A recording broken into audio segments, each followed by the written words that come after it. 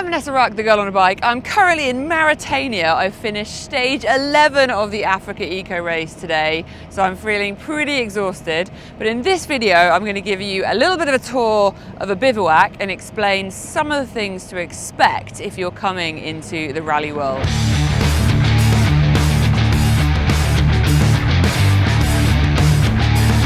Okay, first of all, bivouac isn't really a word that you meet in many situations in life unless you're in the rally world. So it effectively means like a village, a camp, the paddock, and it is a centralized area where all of the competitors, the organizers, the service vehicles, the medics, photographers, everyone that's involved in the rally come together every night to sleep. You've also got the community facilities such as eating, which is behind me, and the ones that not always quite so nice, but the toilets and the showers as well. So the bivouac is basically the rally camp.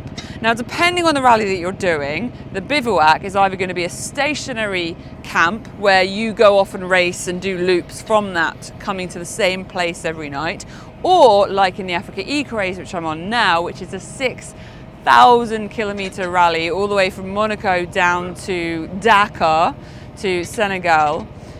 That is a moving bivouac, which means every single night, as the competitors like myself get on our motorbikes, get on our trucks and disappear off to do our liaisons on our special stages, the whole of this bivouac setup is packed up and hits the road as well. And sometimes the service vehicles can be doing 600-700 kilometer days as well. So let's give you a little bit of a tour. Behind us here we have I want to say the heart of the bivouac. This is where we have briefings every evening, and there's key information that we're getting from the organizers, such as safety information for the following day, key things that we need to look out for in our road books, and any information that needs to be got through to the teams.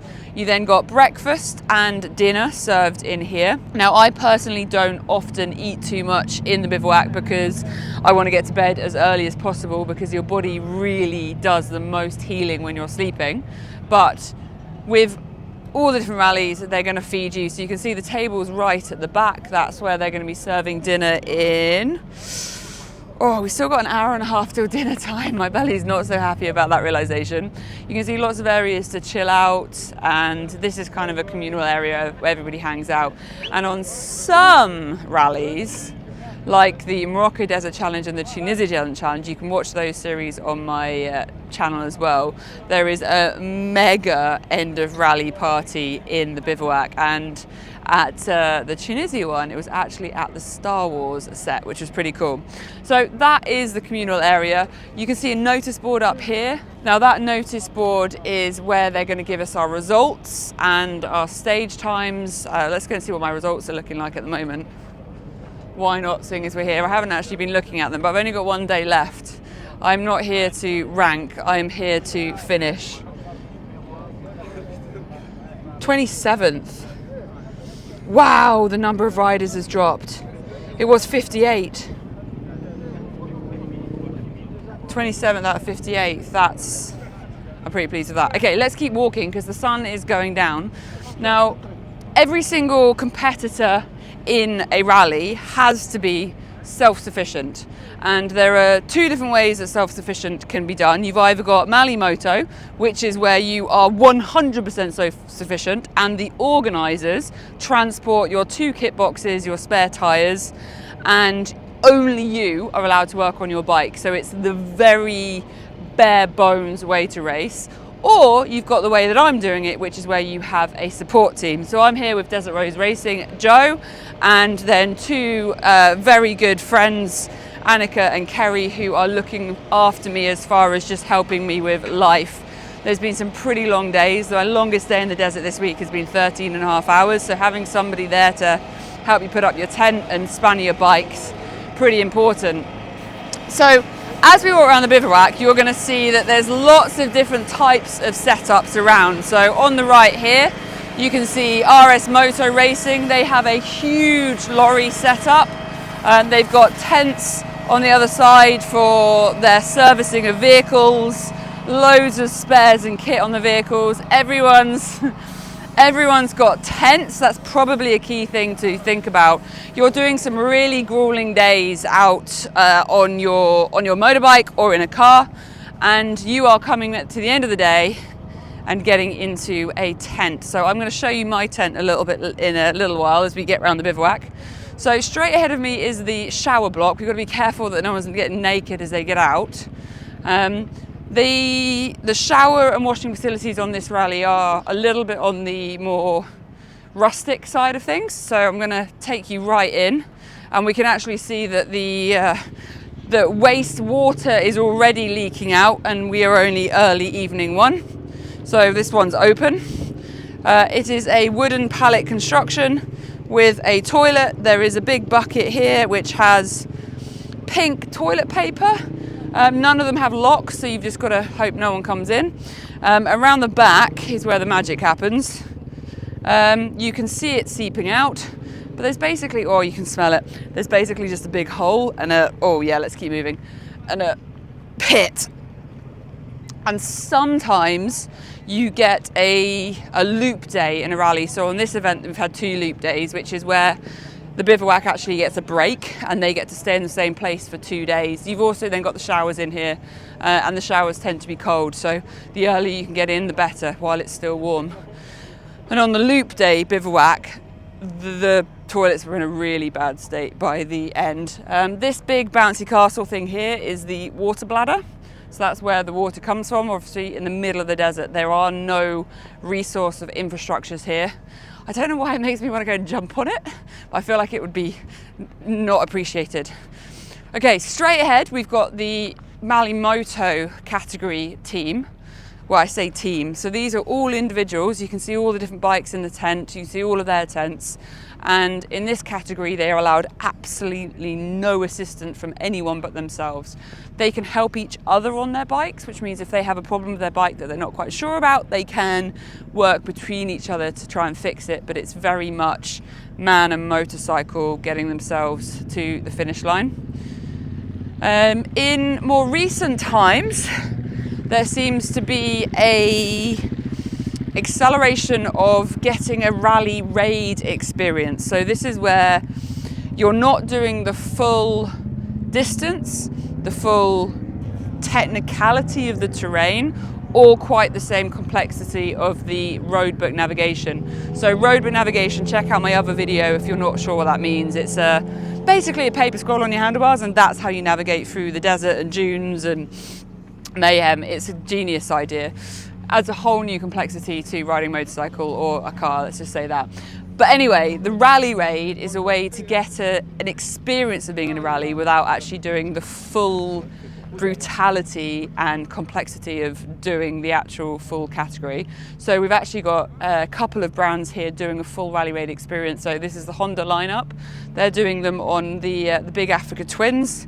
As I said, it's not the same route that the race is going through, hence why the Africa Twin is a suitable bike. We also have a Yamaha Tenere experience at this race, and I believe there are some Aprilas here too. So we can see the Malle Moto lot. There's Giant. How you doing, Giant? You might see Giant with his pants down in one of my other videos on the Africa Eco Race, so check that one out. Okay, let's keep walking around. You can see a nice little smaller team setup over here, and you can see the little communal area. Everyone has their own way of making the bivouac and time on the road as comfortable as possible. When you think about this race being a 13-day race, a couple of nights being uncomfortable, scraping through, you can kind of do with your body. But once you go into the duration and the endurance of these kind of races, you really need to be thinking about having the right tools, resources, and comforts around you. Simple things like, for me, well, I'll show you when we get to my tent, some of the things that I have learnt the hard way over the years. Now, right now in the bivouac, it's actually amazingly quiet. I'm not really sure what's going on. But the bivouac never really sleeps. When you've got the big racing trucks, we're going to go over here to the Ferrin team to show you a racing truck. So in this race, you've got motorbikes, quad bikes, side-by-sides, trucks, i.e. cars, and then you've got the big truck. So you can see the bad boy there. Yep, that monster races through the dunes, and it's phenomenal when you see them come through. You can see an example of a rally car on the trailer there as well, and you can see the size of their setup. They are, I believe, running one truck. I believe they are running 2 pickup trucks and 1 big truck, and you can see the scale of their setup. Okay, I think we should do the most exciting bit. Shall we see the girl on a bike? Vanessa Rux, bivouac setup. We're right here. I'm doing a really awkward run because my body is knackered. So here he is. We've got Sid. So obviously I have come from the UK. Right now I'm partway down Africa. So I had to drive from Wales through England, ferry to France, drive down to France, sign on to the race in Monaco. Then we got on a ferry all the way to Nador in Morocco. That's when I then got out of the service vehicle and got on my motorcycle and started racing. And every day I've been racing. My support team have been in Sid, my Land Rover, towing the Desert Rose trailer. We have a little generator, so we've got power and lights. Joe is casually posing on my KTM 450 Rally replica. He is my weapon of choice. There is a full review of this bike on my YouTube video. Particularly important one to watch when you're trying to work out if a 32 grand rally bike is worth the money. I'm going to give you no spoilers. So what do we have? Cover from the sun, which is really important for the shade, and it also has sides for when it gets really windy. We have a comfy chair, which is pretty much like the Princess chair, and of course it's KTM. We have benches, we have loads of snacks and foods. There's always Vanessa bombs all over the place. This thing's pretty important. This is a massage gun that's just covered in oil. It looks like some kind of dirty sex toy, but it's not. It is for the massage. The washing line, everything gets washed overnight when I get out of the shower. Thankfully there are no knickers hanging there for you. That would have been awkward.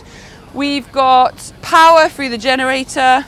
Joe with Desert Rose brings all the important things that you need for servicing. This is actually for fighting people. That's the air gun. He has a tyre changer because I'm running Michelin's, and obviously you got quite a few different tyres across the week. Inside the trailer, Kerry is running away to the fridge and going out the back door. You don't have to run away. We can see all of my tyres, all the kit box. It's all organised to be very quickly deployable in and out so that we can basically up camp every single morning. I get on the bike and they get in the car and we meet at the end of the next day. Got flags. Flags are really important as well. And then where do I sleep?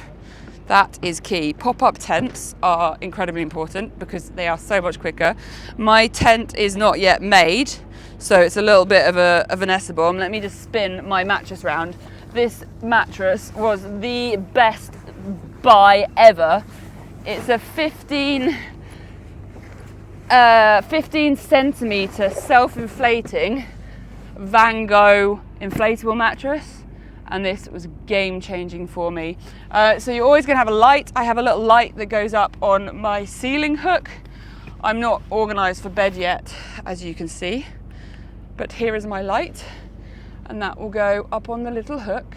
I learnt last night that when it's really windy in a sandstorm, when you wake up and look up at it above your head and think, oh, that's swaying quite a lot. It would really hurt if it landed on my face. Get it down at that point because I can confirm it really hurts when it lands on your face. Essentials in here are going to be earplugs, ear defenders, eye masks. The Bivouac never sleeps.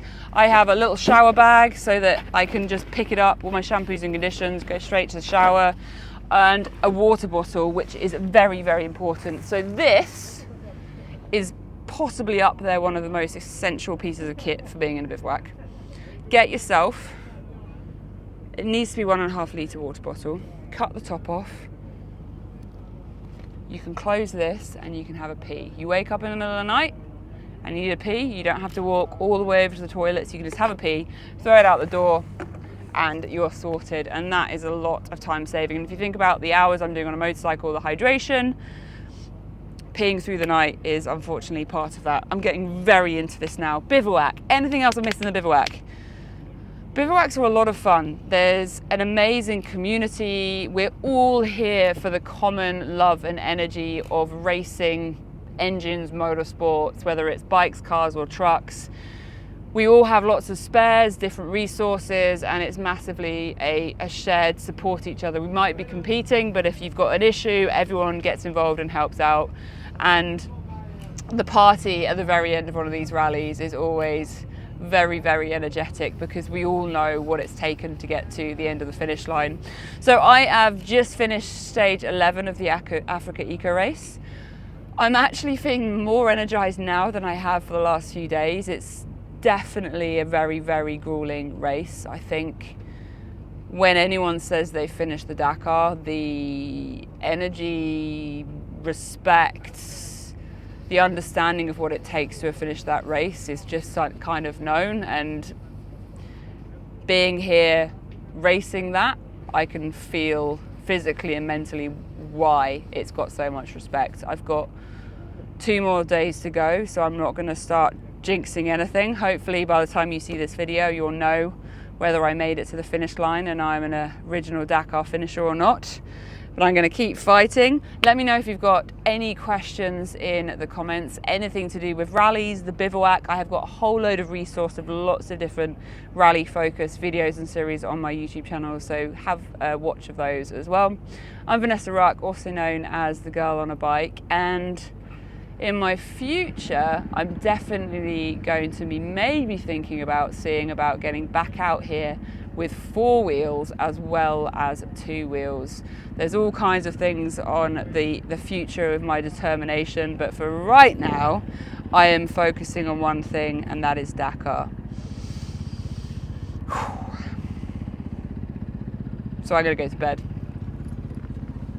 I can't zip it that command. I'm just gonna pretend I'm going to bed and we'll just cut. Oh, that's comfortable.